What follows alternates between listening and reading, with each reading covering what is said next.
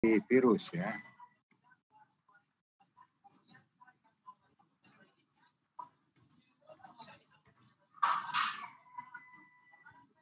Ya, sampai di sini ya kemarin itu di HIV ya. Ya, bismillahirrahmanirrahim. Assalamualaikum warahmatullahi wabarakatuh.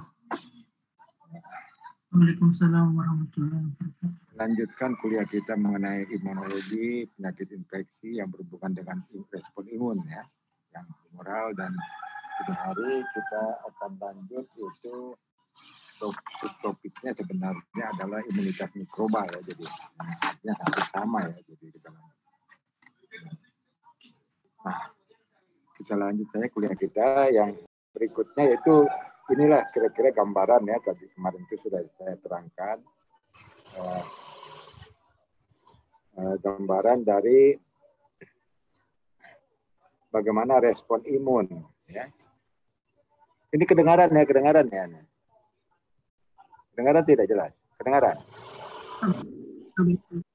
Ya, kedengaran ya. Jadi bagaimana respon imun tubuh kita bila kita terinfeksi oleh virus, dalam hal ini adalah virus HIV ya. Jadi kita tahu bahwa virus HIV ini adalah virus yang menyerang sistem pertahanan tubuh kita, sistem imun kita. Jadi dia menyerang sel-sel sistem imun. Nah, oleh karenanya virus ini dia merusak sistem pertahanan tubuh kita. Dan gejalanya ini bisa tampak ya dari respon imun yang terjadi, yaitu dapat saudara lihat ya, mulai dari yang merah ini adalah respon imun yang seluler namanya, yang diperantari oleh sel T ya, oleh sel T. Itu dari hari ke hari itu menurun akibat dirusak oleh virus tadi ya, sampai ke titik nol. Sedangkan antibodi itu dia akan yang humoralnya adalah antibodi, dia akan naik terus ya, dan mencapai puncaknya ini plateau, kemudian dia akan turun perlahan-lahan sampai ke titik yang terendah juga ya. Dan yang putih ini adalah virusnya sendiri, dan dia akan naik pada awalnya, kemudian dia turun karena dia masuk dalam sel-sel, kemudian setelah itu sel itu semua rusak, dia akan naik.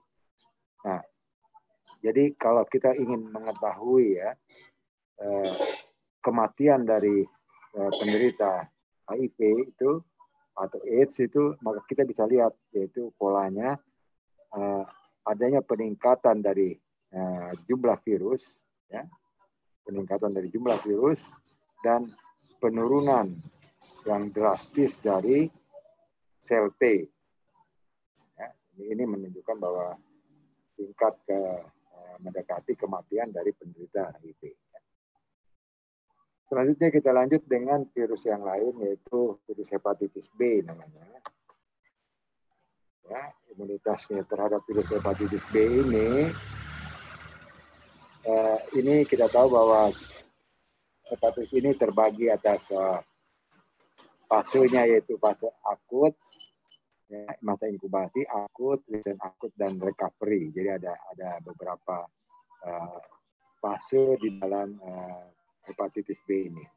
Nah, kalau kita lihat ya dari antigennya atau virusnya sendiri, hepatitis B ini dia akan meningkat pada fase inkubasi, dan dia kemudian menurun kembali setelah fase akut ya, atau mendekati fase resistant akut. Sedangkan antibodi terhadap hepatitis B yang ada pada envelope-nya, pada pembungkusnya, itu baru naik setelah akhir dari fase akut ini, dan dia akan mencapai puncaknya pada resistant akut. Kemudian dia akan menurun. Ya. Dan anti terhadap HBC ini yang ada pada core-nya, pada intinya dari virus ini, dia akan naik pada awal dari fase akut ini dan akan mencapai puncaknya pada akhir dari fase akut, dan dia akan bertahan terus. Dan yang terakhir yaitu yang bisa kita lihat antibodi terhadap HBs pada surface-nya, pada permukaan dari virus hepatitis B ini, yaitu dia akan naik pada awal dari fase penyembuhan atau fase recovery, dan dia akan meningkat dan kemudian dia menurun kembali. Nah, ini pola dari respon imun ya, terhadap atau imunitas terhadap virus hepatitis B.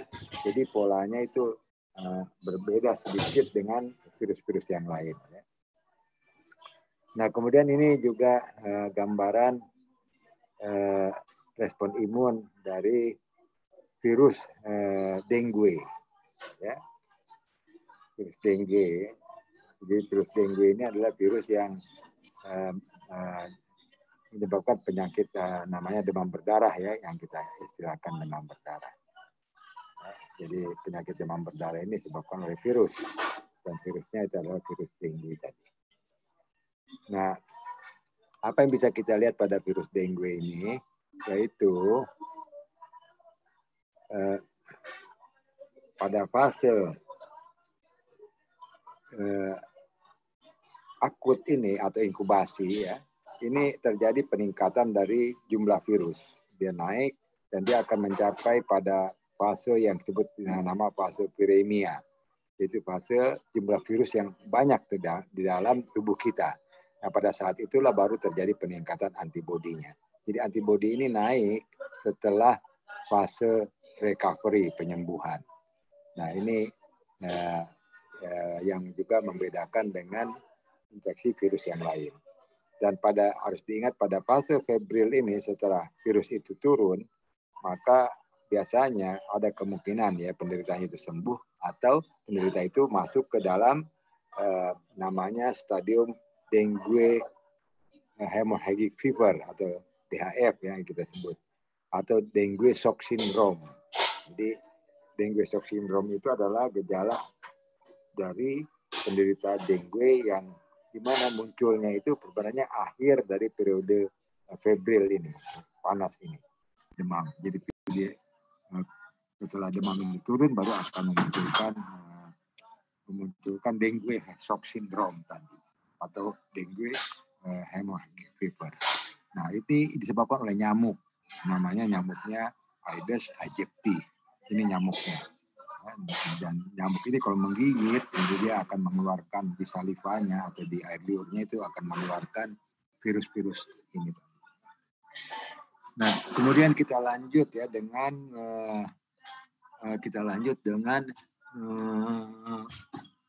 yaitu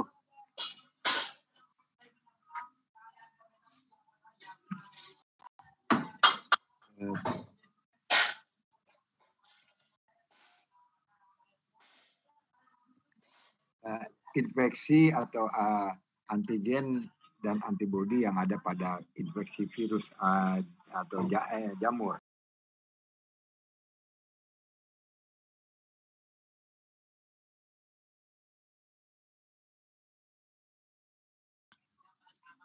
Hampir mirip ya dengan respon imun yang terjadi, yaitu karena kita tahu bahwa parasit itu adalah morfologinya besar ya, jadi merupakan mikroorganisme yang paling besar dari bentuk. Ya.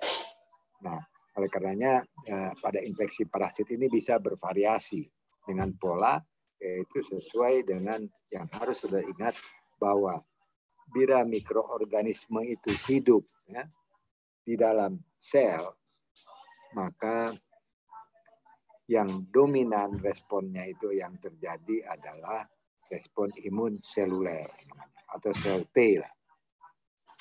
Jadi kalau ada suatu mikroorganisme apa saja ya, baik itu virus, bakteri, dia hidup di dalam sel, maka yang dominan responnya adalah imun seluler atau sel T atau sel mediated immunity. Sedangkan bila mikroorganisme itu baik bakteri, virus, jamur, dan parasit hidup di luar sel, maka yang dominan itu responnya adalah respon humoral namanya, atau antibodi. Ya. Jadi kalau antibodi itu akan terlihat pada virus-virus mikroorganisme yang ekstraseluler namanya. Ya. Nah, karena parasit ini punya bentuk kehidupan dari jenis-jenisnya itu berbeda-beda, maka kemungkinannya bisa dia yang dominan itu adalah respon yang humoral ataupun respon yang seluler. Nah, ini contohnya ya. Contohnya itu adalah Trypanosoma brucei. Trypanosoma brucei ini jenis parasit yang hidup bebas di darah. Apa yang bisa kita lihat? Maka kita lihatlah respon imun yang dominan itu adalah humoral, antibody. Sedangkan selulernya atau sel mediatednya itu tidak ada. Kita dikatakan tidak terlihat respon imun yang selulernya.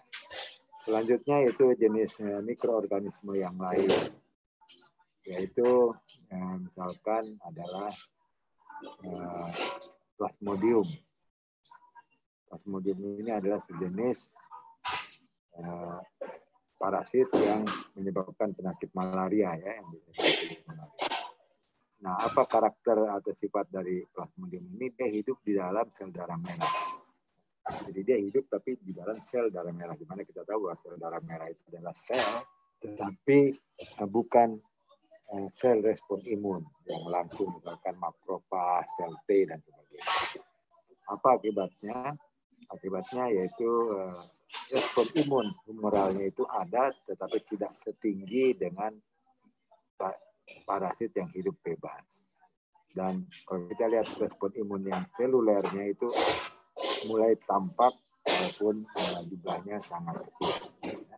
Ini contoh dari Plasmodium yang dimana di kehidupannya itu adalah dalam sel, tetapi bukan dari sel-sel sistem pertahanan tubuh. Kemudian kita lanjut contoh yang lain, yaitu Trypanosoma brucei ya. Trypanosoma brucei ini dia hidup di dalam makrofag, tetapi dia kadang-kadang bisa keluar. Jadi dia hidup dan dia keluar. Jadi tidak murni dia hidup dalam makrofag. Dan kita tahu bahwa makrofag itu adalah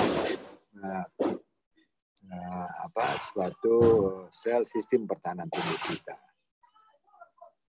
Oleh karenanya respon imun yang bisa kita lihat yaitu respon imun antibodinya itu ada atau humoralnya itu ada, dan selulernya juga bisa mulai tampak tinggi, terutama pada fase yang kronik. Ya. Fase yang sudah lanjut maka banyak kali tersimpan di sini di dalam makrofag ini, yaitu Trypanosoma brucei ini, sehingga responnya akan menjadi tinggi. Jadi respon imun selulernya akan menjadi tinggi. Dan yang terakhir nih contohnya adalah Leishmania. Jadi jenis parasit Leishmania ini dia betul-betul murni hidup di dalam makrofag. Sel makrofag, kita tahu bahwa sel makrofag itu adalah sel sistem pertahanan tubuh. Apa yang bisa kita lihat yaitu antibodinya ini ada tapi rendah. Ya, jadi humoral ini responnya itu ada tetapi rendah, dan selulernya itu tinggi. Ini menggambarkan bahwa bila mikroorganisme itu hidup ekstraseluler, maka yang dominan itu adalah respon imun humoral atau antibodi. Sedangkan bila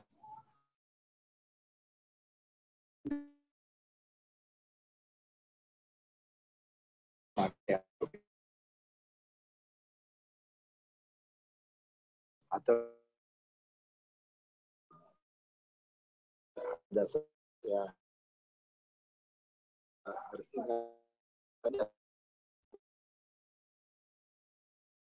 sel terutama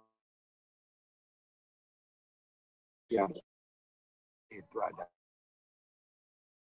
ya.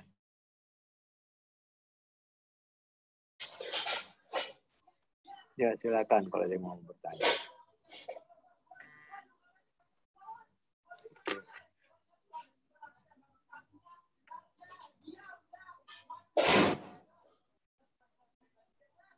Ya, silakan kalau yang mau bertanya.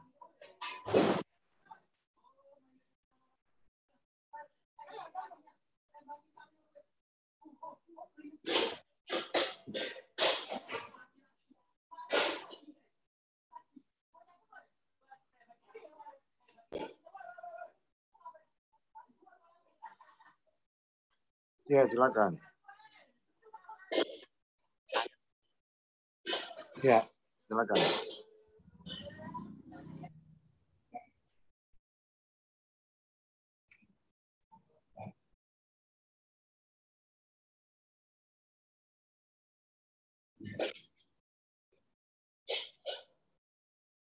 Jadi ya, jadi pertanyaannya itu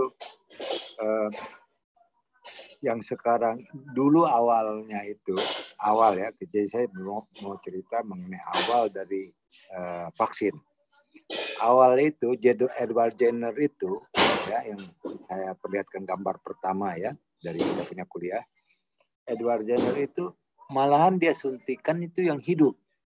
Jadi mikroorganisme yang hidup, dalam hal ini virus varicella yang hidup yang dia suntikan. Jadi diambil langsung dari bula cairan yang ada di di kulit dari penderita varicella atau serampah, kemudian dia langsung suntikan ke orang normal secara subkutan. Ya. Jadi dulu itu awalnya begitu, dan itu berjalan terus sampai kira-kira Perang Dunia ke-1. Masih orang lakukan membuat vaksin-vaksin dengan cara begitu, ya termasuk BCG awalnya begitu, ya. Setelah itu mulai orang mengembangkan vaksin, yaitu dia lemahkan. Jadi dilemahkan itu artinya vaksin itu disebut hidup juga tidak, mati juga tidak. Jadi dilemahkan. Jadi dia tidak, artinya dalam kata lain dia ada tetapi tidak bisa berkembang biak di dalam tubuh kita. Begitulah kira-kira. Dilemahkan. Nah, setelah itu teknologi kedokteran berkembang terus ya, ternyata yang dilemahkan itu bisa hidup lagi, ada yang bisa hidup lagi. Nah, itu bisa menyebabkan penyakit, ya, artinya sakit dia. Kalau daya tahan tubuh orang yang divaksin itu lemah. Nah, kemudian setelah itu muncullah teknologi yang baru, yaitu dengan memvaksinasi vaksin mikroorganisme tadi. Jadi yang diambil adalah epitopnya, yang saya terangkan kemarin. Jadi epitop bagian-bagian yang dimana yang bersifat antigeniknya diambil. Dan ini aman karena bukan mikroorganisme hidupnya secara total, tetapi bagian dari misalkan di dindingnya, lipopolisakaridanya, misalkan atau di peptidoglikannya, itu yang dibuat, komponen itu yang dibuat sebagai antigen. Ya, sebagai antigen dan dalam hal ini vaksin. Ya. Nah, kemudian sampai sekarang berlaku. Jadi kalau virus yang sekarang ini yang banyak dipakai orang itu hampir seluruhnya, saya kira itu orang menggunakan vaksin yang sudah tervaksinasi. Vaksinasi itu yang tadi itu yang bagian-bagian epitopnya yang diambil. Jadi dengan kata lain tidak mungkin orang itu bisa terinfeksi oleh mikroorganisme tadi yang dimasukkan, tetapi orang itu membentuk respon imun terhadap mikroorganisme tadi karena yang dimasukkan itu adalah bagian dari mikroorganisme, jadi dikenal oleh tubuh kita nantinya bahwa mikroorganisme ini pernah masuk kulitnya atau LPS-nya atau antigen yang lainnya begitu. Jadi itu begitu cara prinsip atau dasar dari vaksin. Jadi vaksin itu tidak menyebabkan orang itu sakit. Dalam hal ini yang dimaksud sakit adalah virus itu atau mikroorganisme itu tidak berkembang biak, tetapi bisa menimbulkan respon imun begitu. Orang sekarang sudah banyak yang tidak berani membuat vaksin live vaksin namanya itu, vaksin hidup. Karena itu cukup berbahaya. Vaksin hidup itu berbahayanya kalau sistem imun dari orang yang bersangkutan itu lemah, maka dia akan jadi sakit justru. Karena kita masukkan dengan sengaja. Masukkan dengan sengaja mikroorganisme tadi ya. Jelas ya?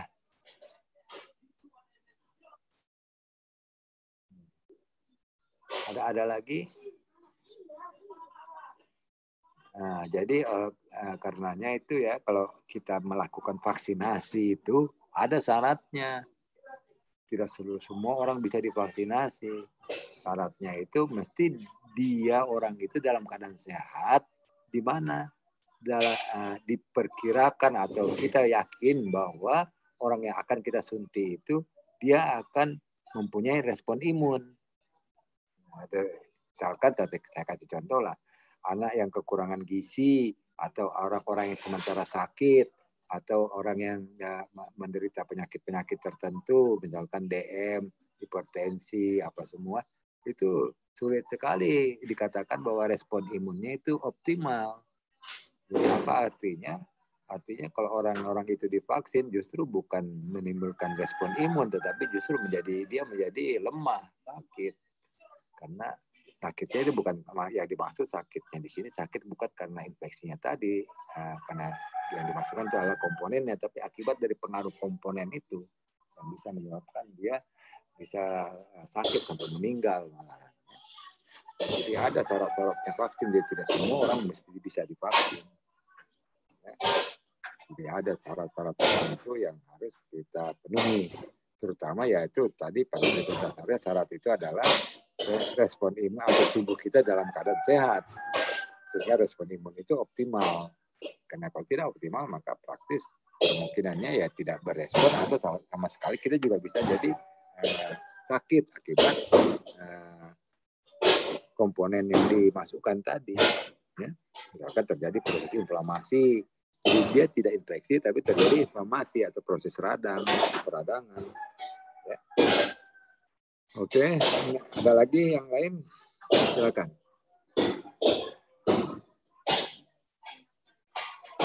Silakan yang lain.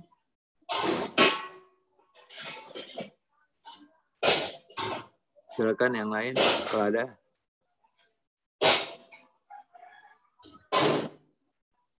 Tidak ada yang lain ya. Ada yang mau bertanya? Kalau tidak ada kita lanjut lagi ya. Ada?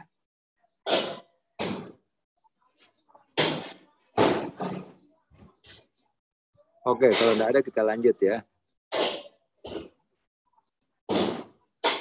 Nah, selanjutnya yaitu ini gambaran dari respon imun yang bisa kita lihat terhadap parasit. Tadi sudah saya katakan bahwa parasit itu dia bentuknya itu besar sehingga dalam tubuh satu parasit itu memungkinkan untuk terjadinya beberapa jenis epitop atau beberapa jenis antigen atau beberapa jenis daerah-daerah yang dikenal oleh tubuh kita, sehingga tubuh kita pun akan membentuk antibodi yang bervariasi juga walaupun jenis parasitnya sama. Nah ini dapat terlihat di sini ya, misalkan ada ini infeksi dari Trypanosoma, di mana hari pertama itu sampai hari ke-6 itu minggu pertama itu muncul itu variannya A. Jadi antibodi yang terbentuk adalah antibodi A. Ya. Setelah itu dia turun antibodi A ini, kemudian naik lagi antibodi B. Antibodi B kemudian hari berikutnya antibodi B ini turun, antibodi C yang naik. Kemudian antibodi C ini turun, antibodi D yang naik. Karena yang memunculkan varian-varian itu berbeda-beda dari waktu ke waktu. Ini adalah gambaran dari parasit yang disebabkan oleh Treponema atau Trypanosoma. Ya. Nah ini mengingatkan bahwa kita ini kalau menghadapi parasit ini maka kita harus tahu ini kira-kira orang ini sudah di fase yang mana, di hari yang mana, sehingga varian yang mana yang bisa muncul, antibodi yang mana, jenis yang mana yang bisa muncul. Ya. Misalkan kita diagnosis dia atau kita mau periksa dia baru awal-awal, maka yang kita periksa itu adalah antibodi terhadap varian A. Begitu yang akan memunculkan positif. Mungkin yang B, C, D ini belum. Begitu juga kalau dia sudah lanjut, maka A, B, C ini mungkin tidak kita temukan, tapi D yang kita temukan. Begitu. Jadi kita mesti tahu waktu infeksinya. Ya, ya ini saya lompati aja ya. Nah, kemudian antigen dan antibodi terhadap jamur, ya, infeksi jamur. Nah ini hampir sama ya dengan mikroorganisme yang lain. Jadi prinsip dasarnya seperti apa yang saya katakan tadi, yaitu kalau jamur ini hidupnya ekstraseluler, maka dia yang aktif itu adalah neutrofil dan makrofag, dan ini akan menghasilkan antibodi. Ya, kedua komponen ini. Jadi ini adalah respon imun humoral namanya. Sedangkan kalau fungi itu dia intraseluler, dia hidup di dalam sel, maka yang aktif itu adalah respon imun seluler. Dalam hal ini adalah sel T. Ya, jadi kalau dia ekstra adalah makrofag, antibodi, sedangkan kalau dia intra itu adalah sel T, ya, atau cell mediated immunity. Ya, ini gambaran dari imunitas terhadap jamur. Ya. Jadi saya harus selalu ingat jamur itu dia hidupnya ekstra atau intra. Kalau dia ekstra ya saya akan melihat respon imun yang kuat itu adalah respon imun, atau yang dominan itu adalah respon imun yang humoral atau antibodi. Ya, antibodi. Sedangkan kalau dia intra, maka yang dominan itu adalah sel T atau seluler immunity. Ya. Itu kuncinya di situ dari prinsip sistem imun. Ya, ini saya lompati ya. Ya, jadi ini nanti saya bisa baca ini beberapa penyakit-penyakit yang berhubungan dengan infeksi jamur, di mana bagaimana cara mendiagnosanya secara serologi. Nah, kita lanjut ya dengan tipe imunitas. Jadi tubuh kita itu bila terinfeksi atau terpapar oleh suatu antigen, ya, dalam hal ini tentu kita berbicara mikroorganisme, maka tubuh kita itu akan meresponnya, dan respon ini akan terbentuk dalam tipe-tipe imunitas. Jadi tipe-tipe respon tadi. Nah, yang pertama yaitu tipe responnya atau imunitas yang bisa terjadi pada manusia, yaitu tipe yang aktif alamiah. Dan yang kedua adalah yang aktif buatan, dan yang ketiga adalah yang pasif alamiah, dan yang terakhir adalah yang pasif buatan. Jadi ada 4 tipe imunitas yang bisa terjadi bila kita terinfeksi oleh atau terpapar oleh mikroorganisme. Nah, dari keempat ini saya akan memberikan contoh-contohnya, yaitu misalkan yang disebut aktif alamiah ini adalah misalkan contohnya kita terinfeksi oleh suatu mikroorganisme secara langsung. Jadi artinya kita terpapar secara langsung oleh mikroorganisme. Apa yang bisa terlihat dari respon imun yang humoralnya, yaitu akan terbentuk antibodi. Jadi antibodinya akan positif. Dan lama antibodinya ini bisa lama atau bisa sampai seumur hidup. Jadi artinya apa? Bila seseorang terinfeksi secara alamiah oleh suatu mikroorganisme tertentu, maka antibodi ini malah bisa bertahan seumur hidup. Ya. Nah, saya kasih contoh yaitu misalkan pada yang dilakukan oleh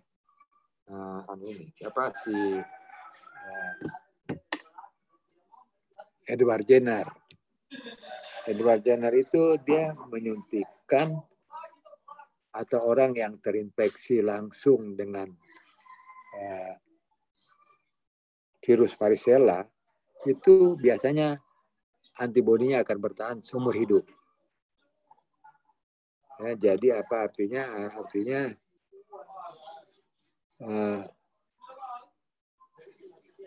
tubuh kita akan bisa melawan virus tadi sampai seumur hidup. Jadi artinya, atau dengan kata lain, bahwa seseorang yang terinfeksi oleh varicella itu secara alamiah dan aktif itu biasanya hanya 1 kali. Ya, jadi banyak infeksi-infeksi yang demikian. Ya, jadi yang hanya terkena 1 kali. Bila tentunya dengan syarat bila tubuh itu sudah mempunyai atau membuat suatu respon imun yang lengkap. Contohnya lain yaitu morbili. Morbili itu atau nama lainnya itu bukan cacar air tapi serampah. Itu lain ya, lain cacar air, lain serampah. Serampah itu yang biasa merah, pada anak-anak biasanya merah. Dan demam. Itu namanya morbili. Atau bisa juga itu namanya penyakit mumps. Penyakit mumps itu parotitis epidemika. Atau itu yang biasa orang sebut dengan nama bengkak babi. Ya, bengkak babi itu yang bengkak yang biasa dikasih belau dengan cuka, itu belau dengan cuka. Ya, itu penyakit-penyakit itu akibat infeksi virus. Nah, itu biasanya orang-orang yang terinfeksi itu dia mempunyai sistem pertahanan tubuh itu seumur hidup. Jadi artinya kalau orang sudah pernah kena, maka jarang sekali itu bisa 2 kali atau 3 kali kena. Ya. Itu yang disebut dengan aktif alamiah. Sedangkan yang aktif buatan itu yaitu dengan yang Edward Jenner lakukan, yaitu vaksinasi. Jadi yang kita kenal sekarang imunisasi ya, kita kenal. Nah, itu artinya apa? Kita dengan sengaja memasukkan komponen atau memang virus tadi atau mikroorganisme tadi ke dalam tubuh orang sehat, sehingga akan terbentuklah antibodi, dan antibodinya itu bisa bertahan lama. Ini juga sesuai dengan imunokompeten dari host tadi. Jadi imunokompeten dari host itu artinya tadi itu kembali apakah orang yang divaksin itu dalam keadaan sehat. Ya, makanya anak-anak yang sementara kurang gizi itu, atau yang sementara sakit itu, atau orang dewasa pun demikian, itu tidak boleh divaksin. Atau orang-orang yang mempunyai komorbid yang dimana sistem imunnya rendah, itu tidak boleh divaksin. Nah, jadi ini tergantung dari imunokompeten. Kalau imunokompetennya rendah, maka rendah juga lah efisiensi dari vaksin. Sedangkan yang pasif ini juga terbagi 2 tadi, yaitu yang pasif alamiah itu dengan pemberian kolostrum namanya.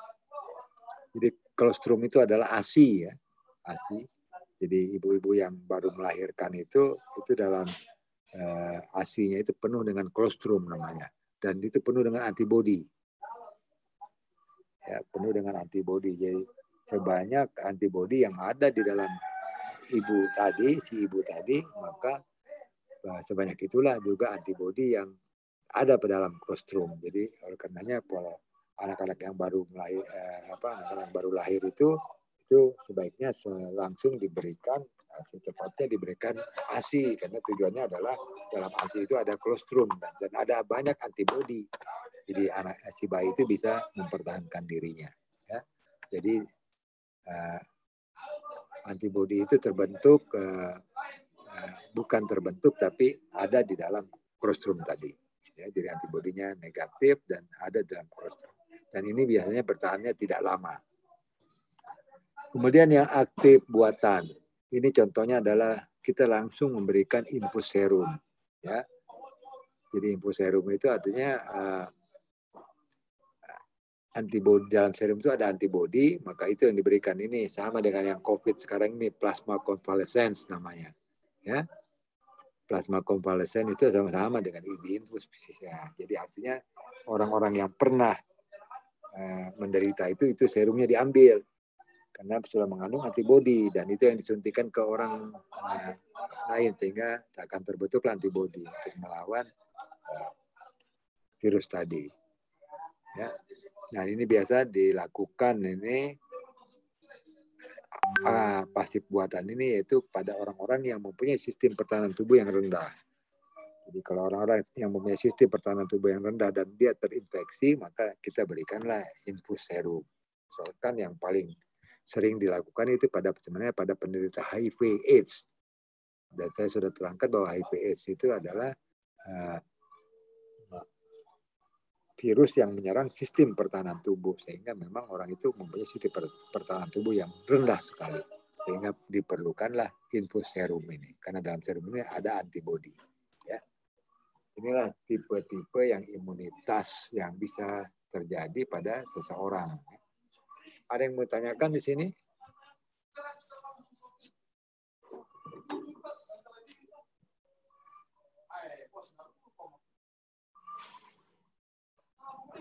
Ada, silakan.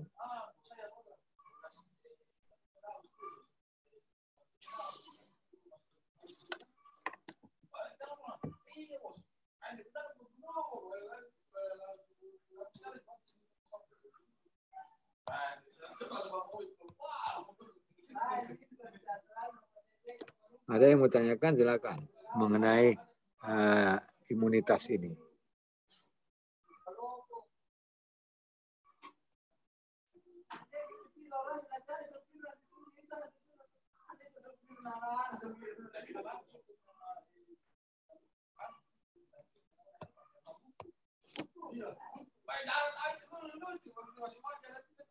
Nggak ada? Nggak ada yang menanyakan ya, jadi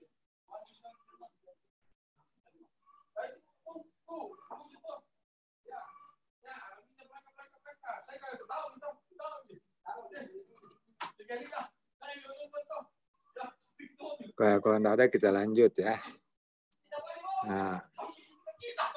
Dari sistem pertahanan tubuh yang ada dalam tubuh kita itu, kalau kita melihat dari segi organ, maka hampir seluruh organ-organ yang ada dalam sistem pertahanan tubuh kita itu organ-organ yang ada dalam tubuh kita itu mempunyai sistem pertahanan tubuh. Ya. Jadi mulai dari mata, traktus respiratorius, kulit, traktus digestif, ya, traktus urut, dan semua. Ya. Karena apa? Karena organ-organ tubuh kita itu potensial sekali untuk terpapar oleh infeksi, oleh mikroorganisme. Ya, saya kasih contoh lah yang paling mudah itu di kulit ya. Di kulit itu penuh sekali itu sistem pertahanan tubuh yang ada. Karena di dalam kulit kita itu penuh dengan, atau kita mudah sekali terpapar. Karena kulit ini adalah bagian yang terluas di dalam permukaan tubuh kita yang bisa langsung terpapar oleh dunia luar ya. Jadi itulah di kulit itu juga penuh dengan sistem pertahanan. Ya. Nah, dan pada prinsip dasarnya sistem pertahanan itu ada suatu interaksi yang terjadi antara mikroorganisme dengan sistem pertahanan yang ada dalam tubuh kita. Nah, ini dapat terlihat yaitu dengan mikroorganisme itu biasanya masuk itu melalui suatu tempat yang di mana yang paling sering itu adalah sistem pernapasan, sistem pencernaan, dan juga tentu yang permukaan-permukaan yang mudah atau terbuka untuk bisa terkontaminasi oleh mikroorganisme yang misalkan tadi kulit ya, juga atau traktus genitalia. Jadi hampir semua organ itu bisa terpapar ya. Walaupun yang terbanyak itu adalah pada traktus digestif, traktus respiratori, itu yang karena kita bernapas ya setiap saat dan kita makan juga ya. Nah, tapi harus diingat bahwa bila kita terpapar oleh mikroorganisme, ada suatu interaksi yang harus kita ingat, di mana setelah kuman ini masuk ya ke dalam tubuh kita, itu dia akan bisa menjalar. Kuman itu akan bisa menjalar secara limpatik dan hematogen.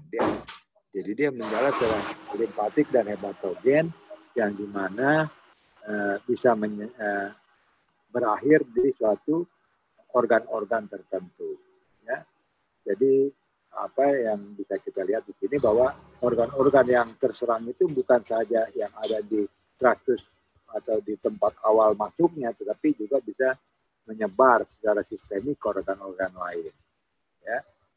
Nah ini bisa satu contoh yang mudah ya, misalkan ada namanya kuman namanya Streptococcus. Streptococcus itu masuk melalui sistem pernapasan dan dia bisa kemudian dia menyebar secara hematogen dan dia akan singgah di jantung, dia malah bisa menyerang katup jantung melalui hematogen, melalui darah, dan akhirnya menyebabkan kegagalan jantung atau kegagalan katup jantung yang kita sebut dengan miokarditis rematik ya. Nah, dia juga bisa menyerang paru-paru, Streptococcus itu, dan menyebabkan pneumonia, dan juga Streptococcus itu bisa menyerang malah kulit, ya, kulit, permukaan kulit yang kita bisa sebut dengan scarlet fever ya. Nah ini menggambarkan bahwa satu kuman itu bisa bervariasi infeksi yang disebab diperlihatkannya. Jadi kalau nanti saudara jadi dokter itu kalau ada suatu infeksi jangan saudara hanya berpikir lokal, tapi harus berpikir secara sistemik karena kuman itu atau mikroorganisme itu bisa menyebar secara limfogen dan hematogen. Dan begitu juga dia akan keluar melalui di mana tempat masuknya. Tapi harus diingat, dia juga bisa keluar melalui saluran-saluran yang ada yang lain. Ya. Jadi kalau dia sudah ada misalkan di kulit ini mudah sekali dia untuk menginfeksi orang lain, atau dia melalui sudah masuk ke traktus genital ya, atau traktus digestif, itu bisa kita dapatkan di fesesnya, kemudian kita bisa dapatkan di urinnya dan sebagainya. Jadi ini adalah suatu interaksi mikroorganisme yang dimana sangat kompleks dan melibatkan hampir ke seluruh organ tubuh kita. Jadi nanti kalau saudara dokter, maka saudara kalau berbicara infeksi itu jangan berbicara lokal, tapi berbicara sistemik ya, berbicara organ-organ lain yang terlibat di dalam sistem tubuh kita ya. Jadi kalau kita lihat di sini ya tadi itu bahwa dari sifat mikroorganismenya itu bisa dia patogen ya, dia bisa patogen ini bisa hidup bebas di alam, kemudian dia bisa bersifat fakultatif yang memang dia patogen, dan dia bisa bersifat oportunistik ya, artinya patogennya itu oportunistik. Saya kasih contoh yaitu misalkan Candida. Candida itu ada pada mukosa mulut dan mukosa vagina. Itu normal ya, normal dia. Tetapi bila dia jumlahnya banyak dan dia berpindah tempatnya dari tempat itu, maka dia akan menjadi patogen. Ya, itu gambaran dari opportunistic patogen. Jadi opportunistic patogen itu di mana kuman tadi berpindah tempat atau dia memperbanyak diri dengan lebih cepat.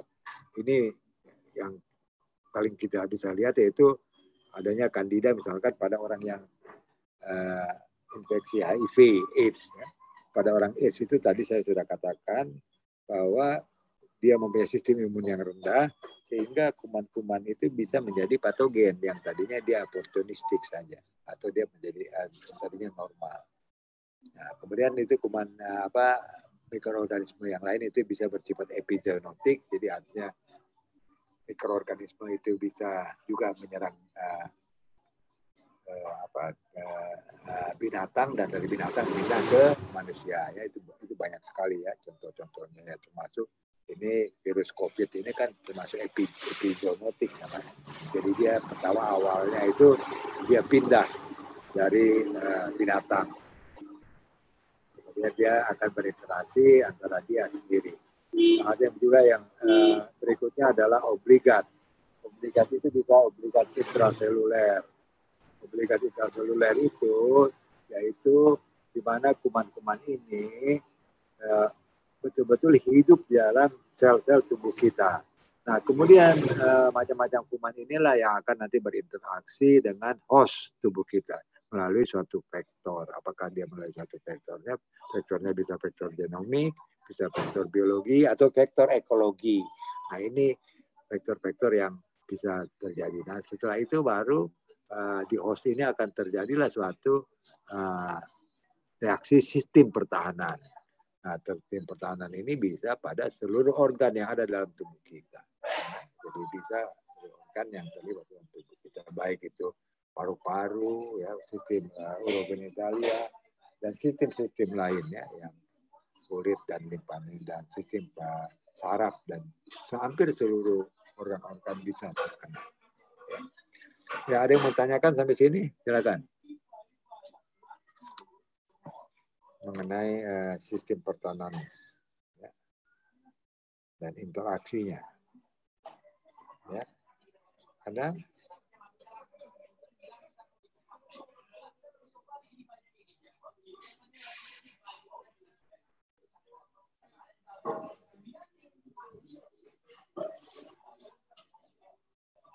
Ada yang mau tanyakan? Silakan.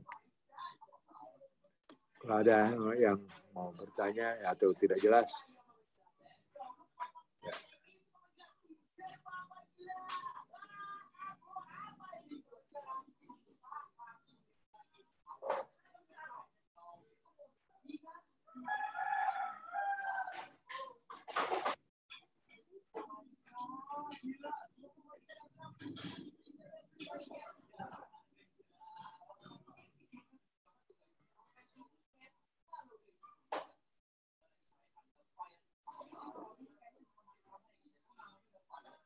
Nggak ada ya, kalau nggak ada kita lanjut ya. Kita lanjut dengan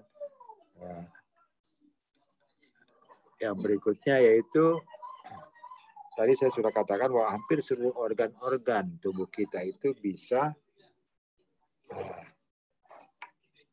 terlibat di dalam interaksi antara mikroorganisme dengan sistem pertahanan tubuh.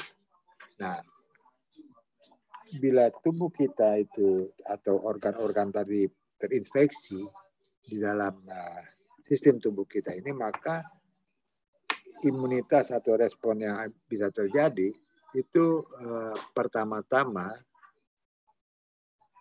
didahului dengan sistem yang kita sebut dengan nama sistem fagosit atau mononuklear fagosit.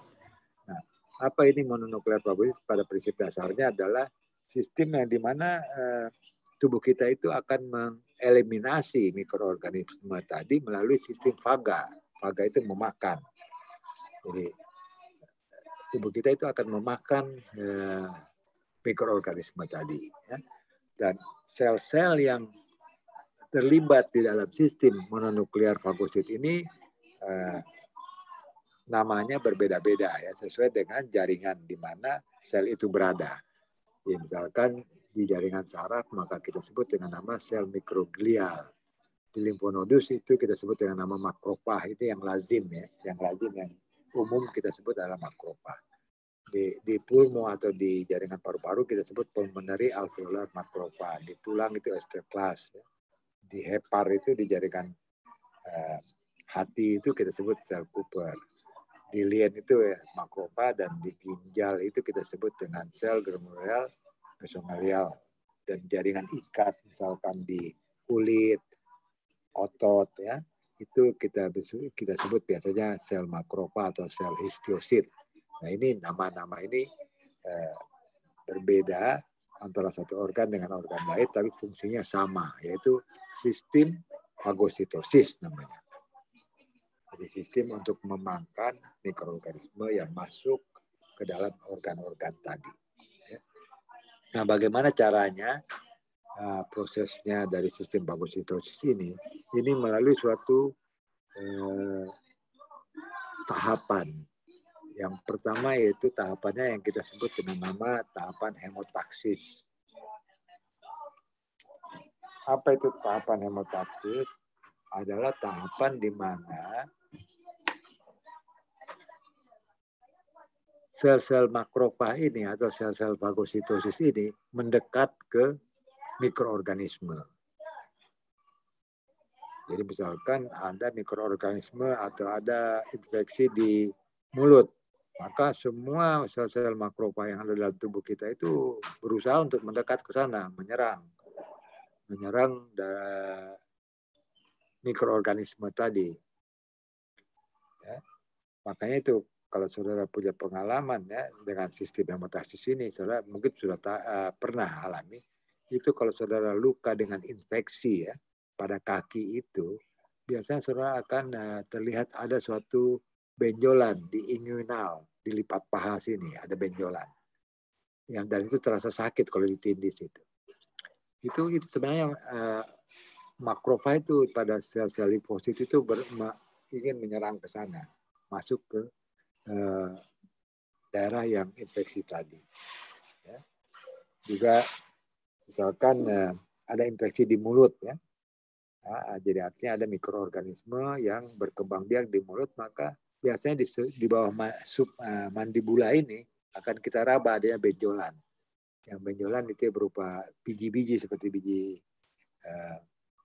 kacang ya itu adalah sebenarnya pembesaran dari limfonodus. Ya di mana kita tahu limfonodus itu dia banyak sekali mengandung sel-sel makrofag ya, dan itu alirannya secara limpatik.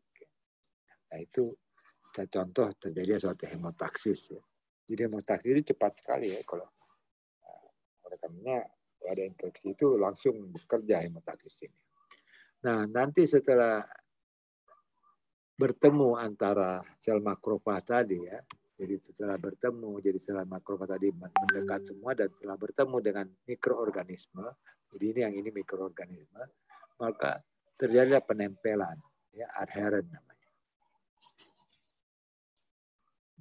Dan adheren ini selanjutnya akan terjadilah proses yang kita sebut dengan nama engulfment. Jadi engulfment itu artinya makrofag ini membungkus dari atau mengelilingi dari mikroorganisme tadi. Ya. Jadi karena makrofag ini ada suatu sel yang bersifat seperti amuba, dapat berbentuk anunya. Jadi dia merupakan sel-sel yang bisa merubah-rubah bentuknya. Nah inilah terjadi proses yang kita sebut dengan nama engulfment ini. Selanjutnya setelah proses engulfment ini, maka terbungkuslah ini mikroorganisme, baru makrofag ini akan mengeluarkan suatu enzim yang kita sebut dengan nama enzim lisosom. Ini yang fase ini yang kita sebut dengan fase atau prosesnya ada formasi fagosom namanya. Nah setelah dia terbungkus dan berada di dalam makrofag dan dia dikelilingi oleh enzim tadi ini bersifat enzim lisis namanya. Dan pada proses fission ini dan selanjutnya karena enzim ini adalah enzim lisis atau menghancurkan, maka sel ini akan atau mikroorganisme ini akan hancur. Ini yang disebut dengan proses digestion, proses pemakanan dimakan dari mikroorganisme. Yang mikroorganisme ini akan mati, hancur, dan nanti makrofag ini akan mencari lagi mikroorganisme yang lain. Begitu ya seterusnya. Sehingga kalau makrofag itu kuat ya, dia akan bisa mengeliminasi seluruh mikroorganisme yang ada dalam tubuh kita. Jadi seluruh mikroorganisme itu dia tidak bisa berkembang biak karena tereliminasi oleh atau terfaga oleh makrofag tadi. Nah sampai sini ada yang mau tanyakan? Silakan.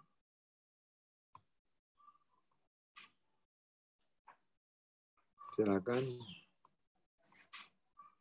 Ada yang mau ditanyakan?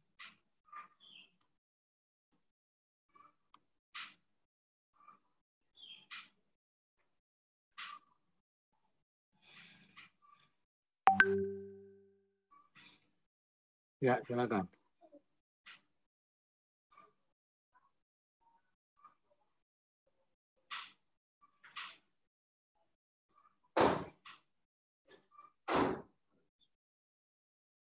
Ya, silakan.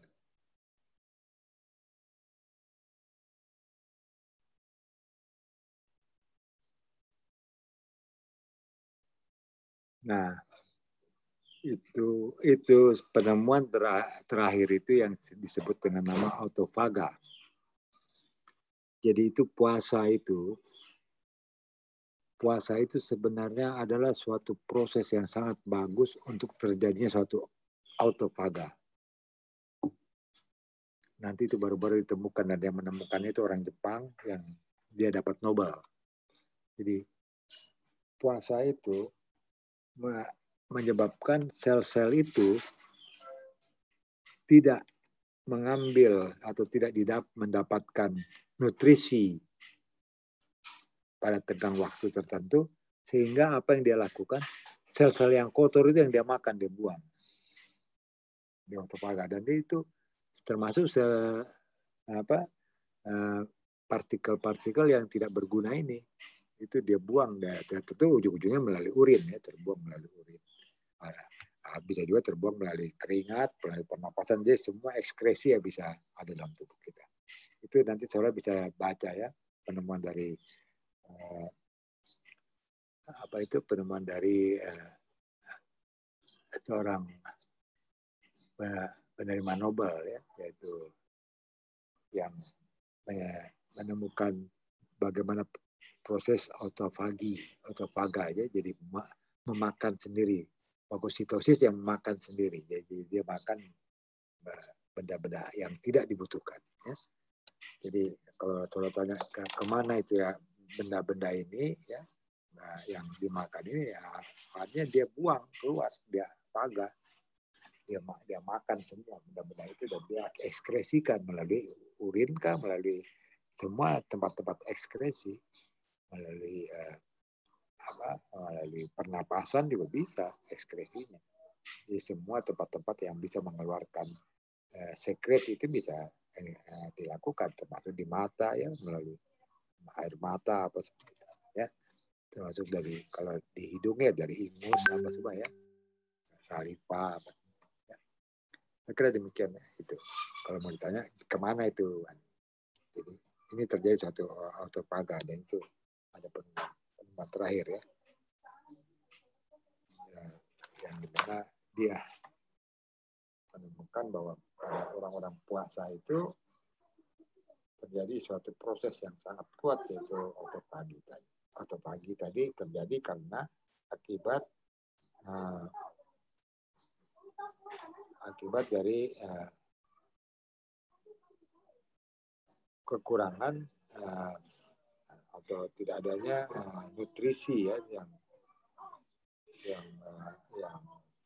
cukup di dalam sel-sel tubuh kita.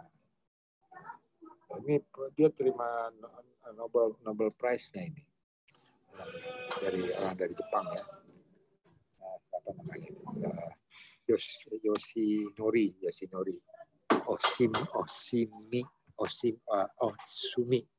Yoshinori Osumi. Jadi saya kira demikian, ya. Jadi kita bisa buka nanti ceritanya mengenai autofaga itu dari Yoshinori Osumi.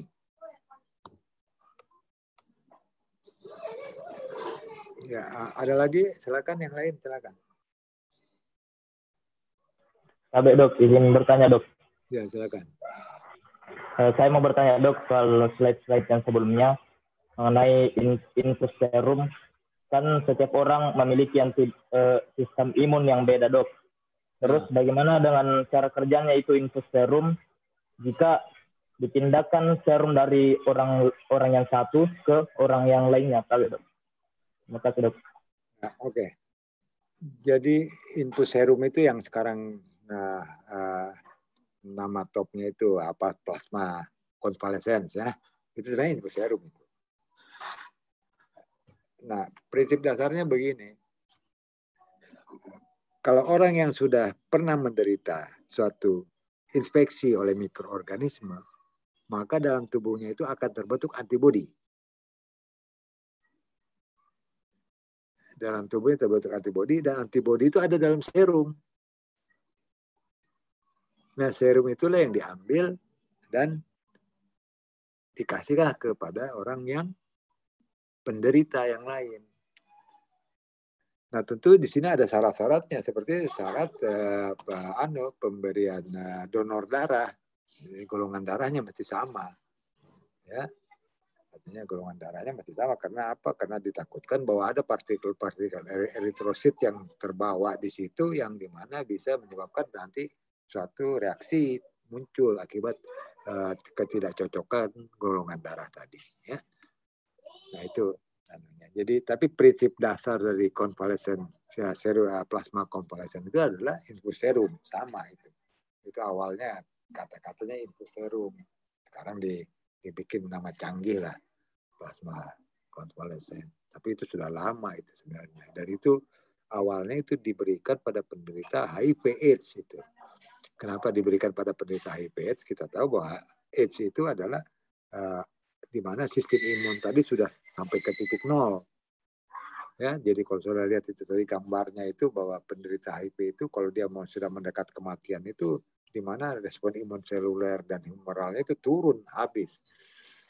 Nah, pada saat itu bisa diberikan infuserum. Ya, jelas ya? Ada ya dok, terima kasih dok. Ada lagi? Silakan.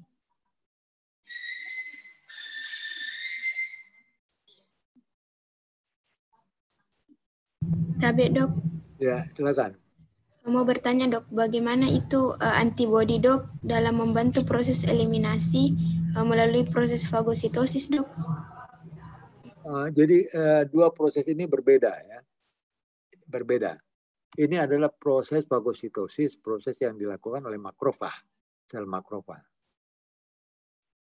Atau dengan kata lain sel-sel yang bersifat sistem fagosit. Ya. Dengan cara dia mengeliminasinya itu dia bungkus ini dan dihancurkan, dialisiskan itu. Tapi ada juga sistem lain. Jadi makrofag ini bukan saja fungsinya seperti begini, ada juga fungsinya itu dia memproduksi antibodi. Ya, dia memproduksi antibodi sehingga antibodi inilah yang akan menempel. Jadi kalau saya mau kasih kembali ke gambar yang lalu, ya, gambar yang lalu ya. Mana ini? Ya. Gambar yang pertama ya, kalau saya kasih lihat, nah ini.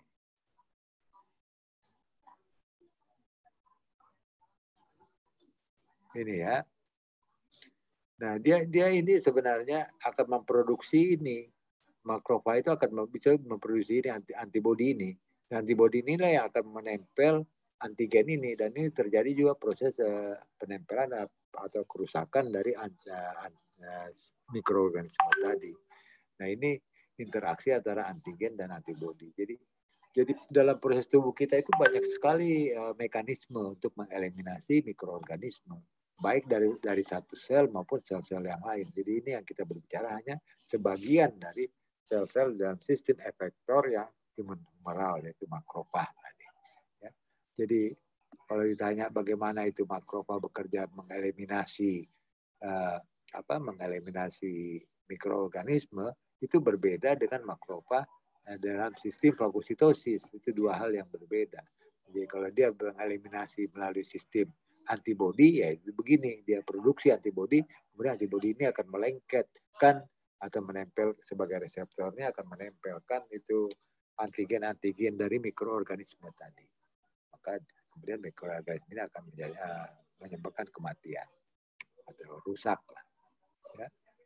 Nah, ya, jadi kalau kita lihat itu gambarannya, maka seperti begini. Jadi itu dapat Anda lihat bahwa makrofag itu atau neutrofil itu sama makrofag, dia akan memproduksi sel-sel fagosit. Di samping itu juga dia menghasilkan antibodi. Ini antibodi dan dia tangkap itu mikroorganisme. Ya.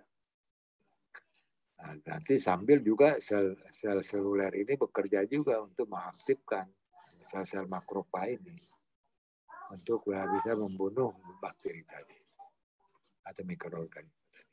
Ya, jadi prosesnya merupakan proses yang kompleks yang dimana pada prinsip dasarnya adalah makrofa itu bekerja bisa sebagai perantara untuk menghasilkan suatu sel-sel atau proses yang lain, atau dia sendiri yang bekerja untuk sebagai fagositosis. Ya. Fagositosis itu akan terlihat di sistem fagositosis ini. Sistem fagositosis ini akan terlihat di sini bahwa dia fagositosis. Ya. Saya kira jelas ya. Ya. Tapi Prof, terima kasih banyak Prof. Ya, oke. Ada lagi, satu lagi kalau ada sebelum kita lanjut.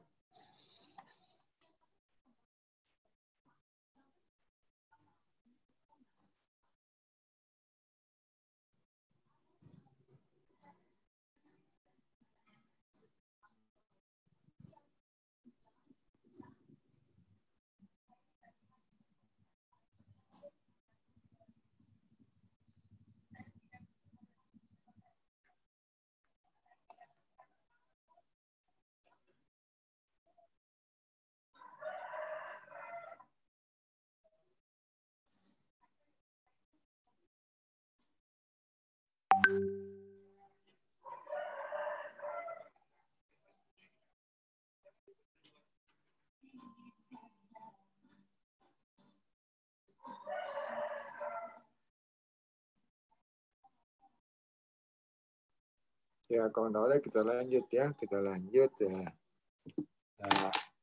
Dengan bagaimana bentuk dari sel makrofa ini yang ada di dalam pembuluh darah. Jadi kalau dia di organ itu bentuknya ya berupa sel-sel. Tapi kalau dia ada di dalam pembuluh darah itu juga mengandung sel-sel makrofa atau sel-sel fagosit ya. Ini pembuluh darah. Kalau kita lihat di pembuluh darah ini seperti tabung ya, seperti tabung, dan ini darah di sini mengalir ya. Maka sel neutrofil ini adalah sel-sel yang fagositosis istilahnya. Nah, bila ada infeksi di luar dari pembuluh darah ini, ya misalkan di sini ada mikroorganisme ya, maka caranya sel makrofa ini untuk bisa sampai terjadi proses hemotaksis ini, maka dia harus melengketkan dirinya itu pada permukaan dalam dari endotel, sel-sel endotel dari pembuluh darah ini. Jadi pembuluh darah ini mengandung sel dan ada suatu reseptornya yang mengandung lektin, dan nanti sel makrofa atau sel neutrofil ini akan mengeluarkan oligosacharidanya, jadi akan menempel. Kenapa begitu? Karena kalau tidak ada menempel begini, ini pembuluh darah ini kan mengalir terus dengan adanya pompa jantung. Dia akan mengalir terus, sedangkan di bagian luar sini ini ada mikroorganisme yang harus dia eliminasi, dia lakukan hemotaksis, maka dia harus berhenti di sini. Dia berhenti di sini, dan caranya berhenti itu adalah dengan mengikatkan antara lektin ini dengan oligosakarida. Nah, setelah dia terikat, dia akan kemudian nanti dia menembus dinding ini, dinding dari sel-sel endotel ini keluar ke sini, dan dia akan menempel dengan mikroorganisme yang kita sebut yang nama tutup proses attachment tadi atau penempelan tadi. Dan selanjutnya terjadilah proses fagositosis di sini. Ya. Karena kalau dia tidak menempel ini sel neutrofilnya akan mengalir terus ya, ke jantung, dari jantung ke perifer, kemudian dia akan kembali lagi ke jantung, begitu terus dia akan berputar. Sedangkan permasalahannya adalah mikroorganisme itu ada di luar ekstraseluler ini, ya. Maka dia harus berhenti dulu, gitu. Ini proses yang terjadi, fagositosis yang terjadi bila mikroorganisme itu berada di luar pembuluh darah kapiler. Ya, ini saya lompati ya. Nah, ini adalah kesimpulan ya dari respon imun yang bisa terjadi dari baik virus, bakteri, jamur ya, protozoa, dan malahan di sini ada parasit-parasit ya.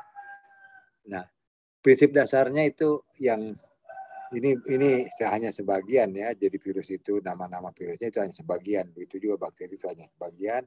Ya. Tapi prinsip dasarnya adalah yang imunoglobulin M, G, E, A ini adalah respon imun yang humoral. Ya. Sedangkan yang CD4, CD8 ini adalah cerita mengenai respon imun yang seluler atau cell mediated immunity. Nah, ini dari virus-virus ini karena dia adalah kebanyakan intraseluler, maka dia adalah yang cell mediated immunity-nya yang kuat, ya, CMI yang kuat. Sedangkan yang bakteri, yang dimana bakteri itu bersifat ekstraseluler, maka yang dominan itu adalah respon imun yang humoral, baik imunoglobulin M maupun imunoglobulin G. Ya. Demikian juga yang bakteri-bakteri yang berupa intraseluler, maka dia akan lebih banyak yang respon itu adalah yang seluler. Nah, ini menggambarkan bahwa respon imun itu terjadi tergantung dari di mana hidupnya itu mikroorganisme, apakah dia intraseluler atau ekstraseluler. Jelas ya gambar ini ya. Jadi gambar ini menunjukkan bahwa respon imun humoral itu terjadi bila mikroorganisme itu kebanyakan adalah yang ekstraseluler. Dia hidup di luar tubuh penderita.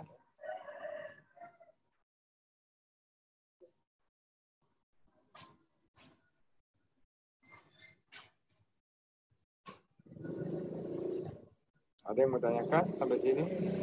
Belum. Kita lanjut sedikit lagi ya, kita lanjut. Ada yang mau tanyakan?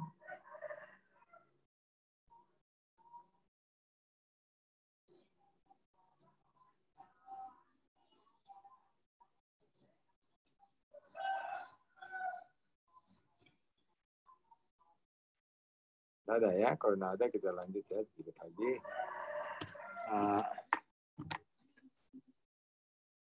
Nah ini nanti mungkin hanya nanti review ya. Dari review ini akan diberikan oleh teknisi yang ada ya nanti. Data hari apa itu? Ada praktikum. Ya, nanti saudara bisa lihat ya jadwalnya. Nah, jadi yang terakhir yaitu bagaimana respon dari imun humoral ini bisa kita pakai sebagai alat diagnostik dari penyakit infeksi yang kita biasa sebut dengan nama serologi. Nah, serologi ini pertama-tama ditemukan oleh serum ini ditemukan oleh namanya Emil von Behring. Dia menemukan antibodi. Jadi karena tadi itu di dalam serum itulah ada antibodi. Jadi Emil von Behring inilah yang menemukan antibodi. Yang dulu dia sebut dengan nama antidot. Nah, bagaimana caranya Emil von Behring ini menemukan antibodi? Yaitu dia dengan sengaja ya memasukkan mikroorganisme ke dalam cairan atau kafum peritoneum dari kuda. Jadi kalau kita ingat anatomi ya, itu di usus itu dibungkus oleh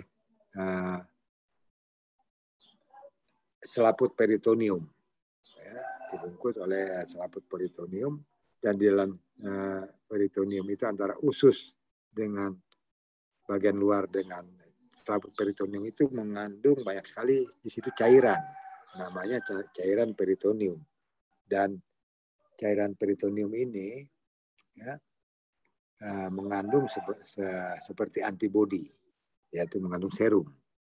Nah, disitulah dimasukkan mikroorganisme oleh Emil von Behring ini. Nah, kemudian mikroorganisme itu hidup di situ dan bereaksilah dengan antibodi, sehingga serum tadi mengenal mikroorganisme. Setelah itu, setelah dia kenal itu serum itu mengenal mikroorganisme, serum itu kemudian diambil dan dia reaksikan ke dalam sebuah slide ya, sebuah slide. Jadi dia teteskan serum tadi yang sudah mengandung antibodi terhadap mikroorganisme dan juga dia teteskan mikroorganismenya di situ. Kemudian dia goyang-goyang, diaduk-aduk. Apa yang terjadi? Yaitu terjadi suatu proses aglutinasi, penggumpalan. Kenapa terjadi penggumpalan? Yaitu terjadi karena tadi itu reseptor dari antibodi itu akan menempel dengan efektor antigen tadi. Ya, jadi dia akan menjadi suatu penggumpalan ya. Jadi tadi kalau Anda ingat gambarnya itu antibodi itu berupa huruf Y di mana tangan-tangannya itu ada tangannya yang menempel. Kalau itu banyak menempel terjadi aglutinasi itu bisa kita lihat dalam bentuk gumpalan-gumpalan. Ya. Nah, itulah yang kemudian dia katakan oh ini adalah serum dan ini adalah antibodi. Ya. Jadi dan dia bisa berkesimpulan bahwa setiap antigen yang dimasukkan ke dalam tubuh kita atau seseorang yang terpapar oleh antigen maka akan terbentuk antibodi. Begitu itu prinsip. Dimengerti ini? Ya, ya jelas ya. Nah, jadi prinsip dasarnya antibodi itu adalah ya ada yang mau tanya? Ada.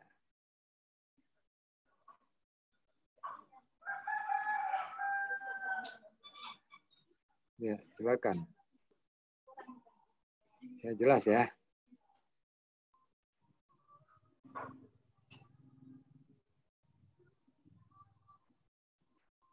Ya. Nah, salah satu penerapan yang bisa kita lakukan ini kita membuat suatu alat diagnostik yang untuk penderita tifus ya. Jadi ini kami sendiri di lab yang membuat ya beberapa tahun lalu, yang dimana prinsip dasarnya sama seperti yang dilakukan oleh Emil von Behring ini, dimana adanya suatu reaksi antara antigen dan antibodi, cuman sekarang ini kita warnai dengan pewarnaan yang kita sebut dengan nama pewarnaan red colloidal untuk memperjelas reaksinya. Jadi untuk memperjelas reaksinya itu kita lakukan kita warnai dengan pewarnaan gold red colloidal ini. Ini tahun 2002 ya sudah dipublish ya di suatu majalah di American Tropical Medicine and Hygiene. Saudara bisa buka ya. Nah, inilah gambarannya kira-kira ya. Ini sebenarnya nantinya mirip dengan lateral flow yang dipakai untuk COVID ya, sama. Cuman antigennya saja beda. Ini antigennya adalah antigen Salmonella typhi. Sedangkan itu nanti ya, yang untuk COVID itu dipakai antigen, kita antigen COVID ya, tes rapid ya. Tes rapid itu sebenarnya ini sama ini tes rapid.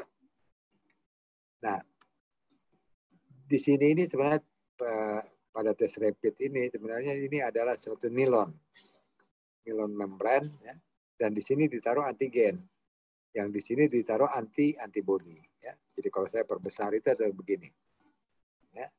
Jadi ini adalah di sini disimpan antinya antibodi, dan yang di bawah sini disimpan antigen. Kemudian ini stick ini dicelupkanlah ke serum.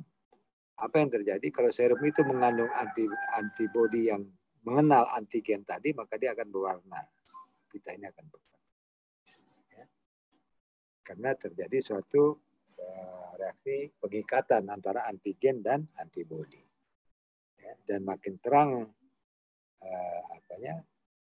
warnanya, karena ini adalah warna untuk menunjukkan kualitas dari pengikatan, maka dikatakan dia makin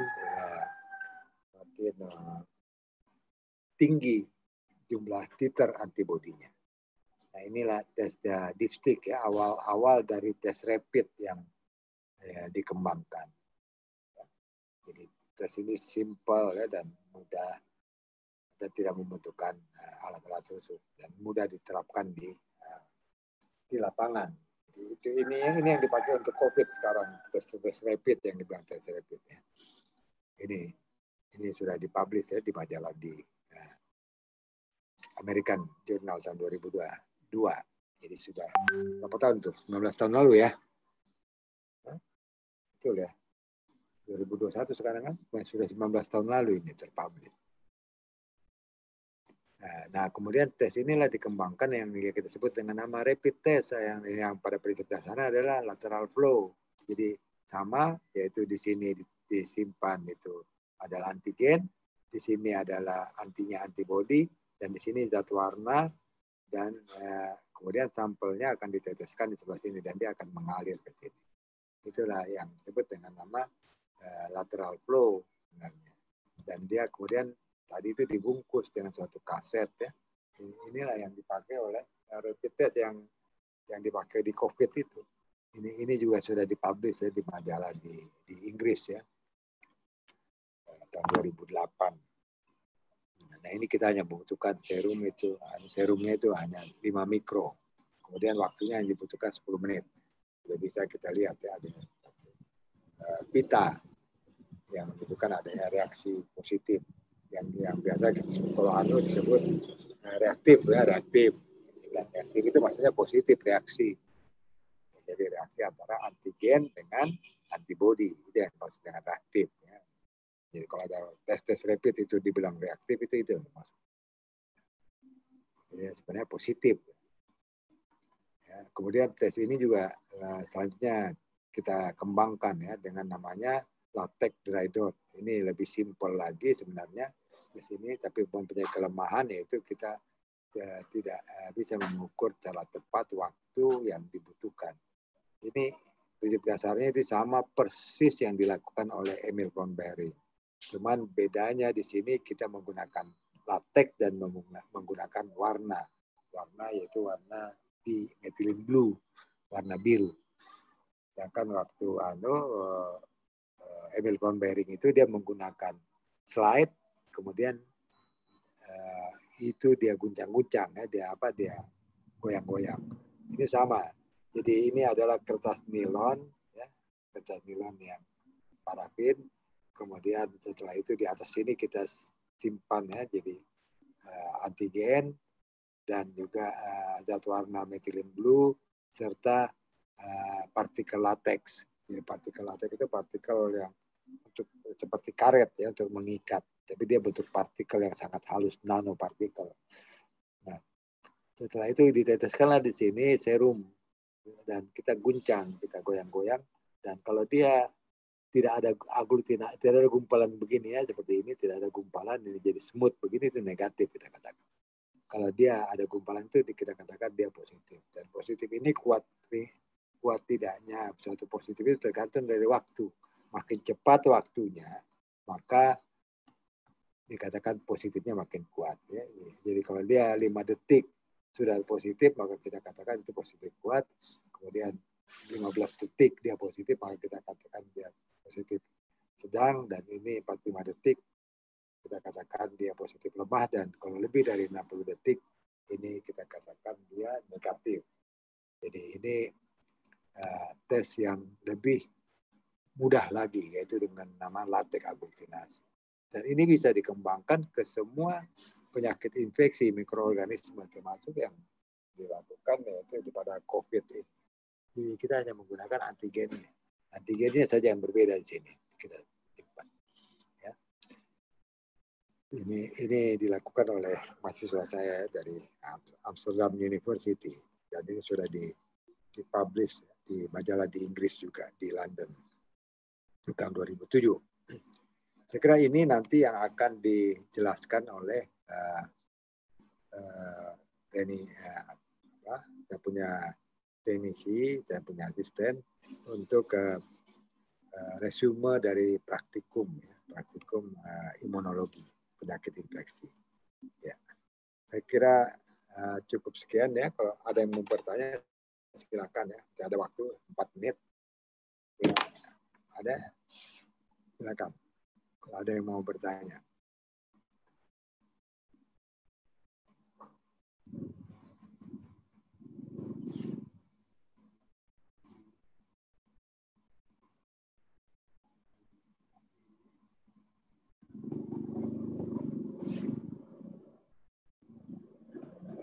Ya, silakan kalau ada yang mau bertanya. mengenai nanti praktikum ini.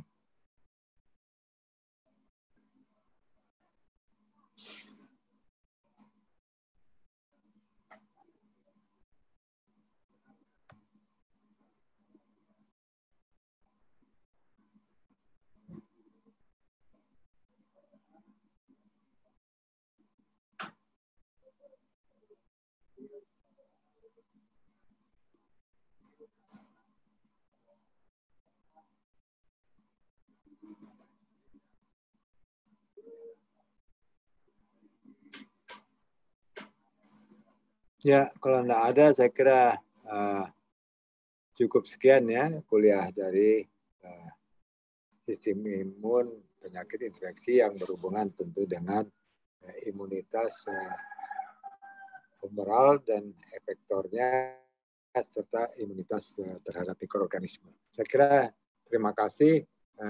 Saya tutup ya kuliah ini dengan mengucapkan alhamdulillahirabbil alamin. Wassalamualaikum warahmatullahi wabarakatuh. Waalaikumsalam. Tabik, terima kasih banyak, Prof. Waalaikumsalam warahmatullahi wabarakatuh, Dok. Terima kasih banyak, Dok. Terima kasih, Dok. Terima kasih banyak, Dok. Saya langsung live ya juga ya. Selamat ya. Ya.